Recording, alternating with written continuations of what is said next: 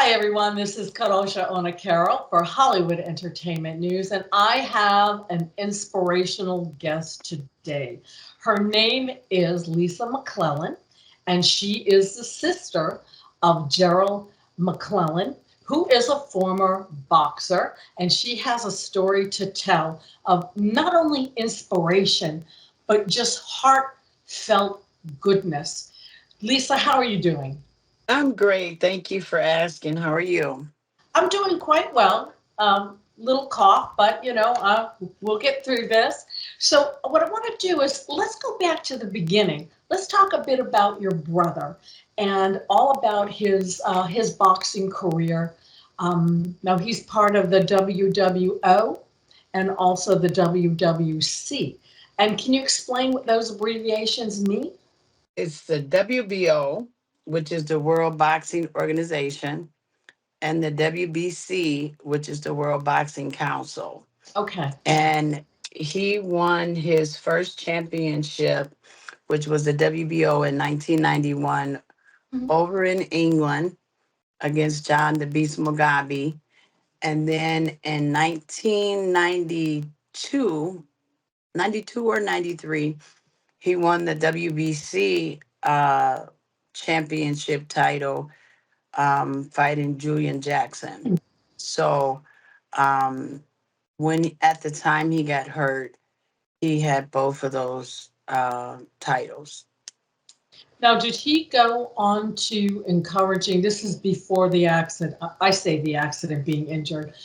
Before that happened, did he mentor young boxers and help out in the ring with encouraging other young men to do the same that he did? I know he had a couple of guys that after the particular fight um, that he got hurt in, he was supposed to be managing. But Yeah. one of the things that he did was he had some children out in Las Vegas that he'd spend a lot of time with. I want to say, and I could be wrong, I want to say it was a group of orphans um, out in Vegas that would come to the gym, watch him train. And then there's um, our first grade teacher when we were kids. He Mhm. always went to her classroom every year and talked to the kids about how important it was to stay in school, um, how he became a champion, his life. So he did that like every year. He'd go back and talk to her first grade students. That's absolutely terrific. I mean, what a better way to mentor, the young men of America. If you think about it, they actually go to see him, and they can ask him questions right there in the classroom. And the hands-on approach that your brother did was absolutely fabulous. What a great Definitely. heart, what a wonderful individual. Now let's continue into the accident. Tell us what happened then. So it was in 1995. Um, he went over to England to fight Nigel Benn, Right. and it seemed like everything that could have went wrong that night went wrong. Um, and this is just things that I've heard over the years. Um, he wrapped his own hands in the dressing room before the fight, and then his mouthpiece went missing. Um, he wasn't with his regular team. Um, he was fighting with, um, he was being trained by Emmanuel Stewart, who they had had some sort of falling out. So he went and got some guys that he kind of knew growing up as a teenager, um, from Milwaukee, and he took those guys over to England with him. These guys should have never been in the ring. Um, Both of them know very little about boxing, and then they were both banned from boxing in the United States. And I think why Gerald made that decision was in his mind, he could cover himself. He could um, sort of coach himself. So he just really needed those guys to actually be in the corner. But he would sort of run the show. So, And yeah, I'm he's sorry. he got in trouble, and those guys weren't didn't have the knowledge to recognize that something was wrong. They didn't have the training, um, nor did they care. So they were just there for a paycheck. Wow. So he brought them basically, I guess, for moral support, just to kind of, hang in the corner there. And that's a sad set of circumstances.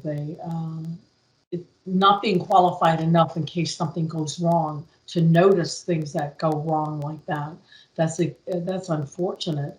So he had the accident. What exactly did the other opponent do to create the accident? Well, there was a lot of blows to the back of the head, Wow. um, and then there was a headbutt. So Legal, a headbutt? yes, it was a headbutt, and the ref. The most important thing to know is the ref didn't speak or understand English, and there was two English speaking fighters. So I don't know why that decision was made. He wasn't very that might have been his first title bout that he ever refed. Um and I don't think the ref was qualified to be in the ring as well. Well, especially if you can't understand English and you're trying to communicate maybe the rules or something that's going on. Uh, there should have been a translator at least that much. Right, but how do you bring a translator? If you need to bring a translator into the ring, Right. then chances are that's not the ref for that fight. Oh, absolutely not. That's not. So he was taking the back of the head blows and a headbutt, and then he went down and he was Well, unconscious. no, Joe has boxed since he was probably 7 or 8 years old. So he knows the rules of the ring. So he knew that once you went down on one knee, it buy you recovery time. So I Okay. think he thought he was going to go down on one knee, get himself together, collect his thoughts, and then continue the fight. And the ref called off the fight, and he went back to the corner and he collapsed. Wow. I heard he was because I still haven't watched the fight. Nor do I want to. Um, but one of the guys that was there, which was a friend of Gerald's, but he wasn't in the actual corner, came into the ring after Gerald collapsed, and he said that he actually talked to Gerald until he was placed in the ambulance, and so we got a call that Gerald had lost a fight, which we were devastated because he didn't lose fights. And then about 5 minutes later, we got another call back saying they had to rush him into emergency brain surgery. And yeah, that's when this all started. And I'm not going to say your job, but what you do is you left your life behind to care for your brother. Is that correct? Yes. Tell, Um, tell us a bit about that. Like, what did you do before the accident that you I left was behind? I was actually in nursing school to become an RN when this happened. And I had a 5 year old daughter. Um, so it wasn't, I never second guessed it. I just knew if this was going to be his life because when he actually came home from this happened in March, I'm sorry, February 25th. He got flown back to the United States in April, and he went into a coma recovery program, and he stayed there until August. And just seeing the progress at the recovery center, we knew that he probably wasn't going to be able to um, live his life the way he did before. Right. So we had to make the decision to bring him home and take care of him. So that's what we did. So in the beginning, it was myself, my younger sister, my older sister, a couple brothers, my dad. So everybody was involved. But it seems as the years go by, um, people kind of live their lives. Right. So I'm here, and I do this 7 days a week, 24 hours a day.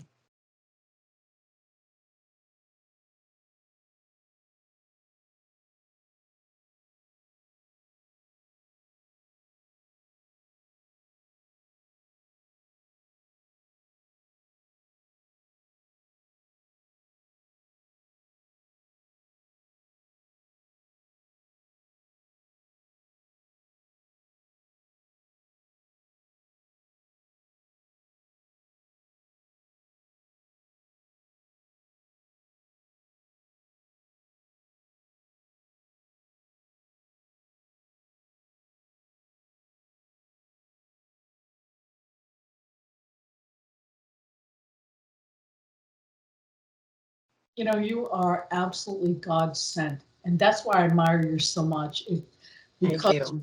you were able to put that aside and give your life for the benefit of someone else. And a lot of people, like you say, you have people that come and go, they have their own lives, but you stayed there, and I am sure, whatever progress your brother is making, it's solely because of you and your love and being there and your positive energy. I think God has kept us. I think the only reason I'm able to do it is the man upstairs, because Mhm. it's not easy. It's definitely not easy dealing with a person that has a head injury. Right. Um, so it's mentally, emotionally, physically um, tolling. It is. Now, do you get any help, let's say, from different organizations and people that want to help you? Because I'm sure the bills are astronomical. And I know Um, you're the co-founder of a really great organization called the Rings of Brotherhood. Could you tell us a bit about that organization and how people are able to help you? so I started working with so the WBC has a grant that a fighter who's having a hardship can apply for the grant once a year. You can get a $10,000 grant. So I started applying for that grant for Gerald. And then there's another organization that's no longer in existence, but really fine guy, Matt Farrago. He had an organization called Ring 8. And so he assisted us a lot. So we had the WBC and Ring 10. And then the president of Ring 10, who was a boxer, also start experiencing symptoms of CTE as well. So I kind of stepped in and helped him with the organization. And so I got to know the fighters. And we'd have a yearly um, gala. So I would just meet the fighters and, talk to them. And I knew who kind of needed help, who was struggling, who had a hardship. So I started assisting those fighters and filling out the application to get the WBC grant. Good. So I knew the fighters that way. And then I sort of got to know like the family members of the other fighters, and their story was my story. I started hearing things, and and this is so private, like the behavior issues and the guys being combative. It's not someone that you could comfortably tell. It's not something that you can comfortably just tell to anyone. So we kind of became a sounding board for each other, and we started sharing, different stories of different events. And we didn't have any help. There was really no one that we could even lean on for emotional support. Um, so I met these two gentlemen, um, the co-founder, Pastor Kevin, and another gentleman, and they wanted to film a story about Gerald's life. And I've had different people approach me over the years, and it didn't seem, um, most of the people that had approached me over the years wanted to do a story about Gerald's life, and to me it was like just about money. Right. When I got approached by Pastor Kevin and the other gentleman, they cared about what I was going through and what was happening with Gerald. And it felt right, like I was maybe dealing with the right people. So we um started out gonna do a film about Gerald's life. And then I shared with them, how I helped the other fighters. And Mhm. so we decided to put that project on hold, and so we started the Ring of Brotherhood. And that was, we were gonna show um the fighters their lives today, Mhm. which was something that's been done before. But the difference is Sorry. we wanted to show the fighters where their lives were at, because I felt it was time for people to see what these guys were truly going through. You know, I didn't feel that we should keep the behavior hidden anymore. It was too many of us experiencing the same thing. A lot of times I didn't tell about Gerald's aggression because I thought it was just something I was going through. Right. So it was hard for me to share it. Well, once we started talking, I realized a lot of the other sisters, the wives, the mothers, um, and the other family members were dealing with the same issues.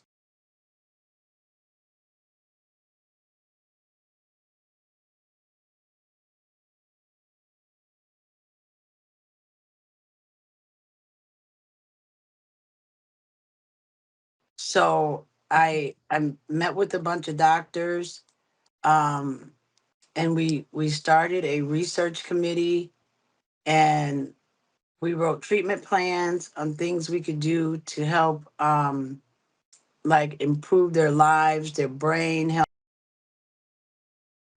to get these guys the help they needed. So we started the Ringer Brotherhood Foundation.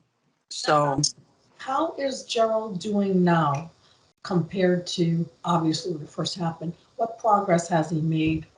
for the past 3 months, one of the doctors that I'm working with, for the foundation, his name is Dr. Mark Gordon. He has, for the last 20 years, 20 plus years, he's treated veterans with TBI, um, PTSD, um, all, and a bunch of other brain issues. So he's had a really high success rate with treating these guys. So Gerald is the first fighter that's, being treated by his protocol. And it's been 3 months since we've been on the protocol. Mhm. Um, Gerald's speech is less slurred. Um, Um, his memory is better. One of the things that he hasn't remembered, because he has short term memory issues, but he never remembered anything from the fight. Um, so since he's been on the protocol, he's been recalling things from that night. Really? Oh, that's, Um, I'm not oh gonna say yeah, wonderful, but I mean, that's unbelievable. yes. So he's made some pretty good improvements. He talks on the phone. Normally, if he talk on the phone, I have to sit right there and assist him to help the caller understand what he was saying and then help him understand what the caller was saying. Now he can have a phone conversation and I can go off in the other room and he can understand the caller and they can better understand him. So we're making, there's been some great improvements. And that's only in a 3-month period of time. Can you imagine what a year or 2 years could possibly do for your brother? Yes. And if this, which I know is going to be successful because God has really blessed us um, with the foundation and the connections and the people. And so I know this is going to work. And I see it. I see it every day. I see the improvements in Juro every day. So what this means is if this is successful, look at the people, the other fighters, the Right. other athletes um, that the protocol would be able to help. Right. And also, if you think about it, it's such a rough sport, boxing, but also wrestling, too. I mean, so many injuries, so many people with debilitating physical conditions because of throwing themselves around like that, and of course with the boxing being punched in the head. I mean that's just in the head, but that's ridiculous. The So NFL as well, even the hockey players. I mean, even through exactly, the through the foundation, I've also um, because we don't have. It's not that we want to assist fighters. We want to assist anyone, any athlete who's suffering. I love that. And I've met a couple guys from the Bull Riders Association, and Okay, they that's yes. they're getting traumatic brain injuries at an even higher rate than what the boxers are. So I can, we I can actually see that because I was involved in a lot of high speed rodeo events, in my youth. And one of the things was, watching the bull riders and they're bouncing up and down. You're like, I got a headache just watching them. And, right. and so, yeah, I see that. How can people help you? How can they donate or join your cause and further it? What the biggest thing we need is money to be able to continue um to be able to treat the fighters. Right now, I was given assistance in the beginning by the WBC, but I am paying for the treatment myself now, Wow. and it's expensive. Um, but my hope is that through the foundation, getting the word out there, we'll be able to raise money to be able to help the fighters, so it's not a hardship to the family to have to get the treatment that you know that that they need. Right. So Go ahead. um so you can donate to the Ring of Brotherhood Foundation, um, which is ringofbrotherhood.org, or the Ring of Brotherhood Foundation on Instagram, Facebook. We have a YouTube page. Um, and then we have there's a charity button. There's a button on the website, which is, like I say, ringofbrotherhood.org, where you can make a donation. Do you have words of advice or encouragement for anyone going through similar that you're going through? That help is on the way. And like I said, I've been doing this for 29 years. And this is the first time in 29 years where I see hope. It's the first time that I see um, hope that we can make some changes. That and there is help out there. There's simple things that you can do for the active fighters to protect their brains, Hmm. and things that we can do, like nutrition can Right. make a difference. Just having the education to know, to stay hydrated and how important it is to stay hydrated. Um, Staying hydrated is very important, because it is when you're dehydrated, the first area of your body that loses fluid is your brain. And the last place where that fluid returns is the brain. So if you're if the guys are dehydrated, it's putting their brains at jeopardy, in jeopardy during sparring, training, during the fight. So it's we want to educate some of the younger fighters on things that they can do to protect their brains in the future. Sure, I understand that. Well, listen, thank you so very much, Lisa, for coming on Hollywood Entertainment News. And I'm going to say a prayer for your brother, and most definitely prayers for you all the time. Thank you so much. Thank you. Bye bye. Yep. God bless you. God bless you too.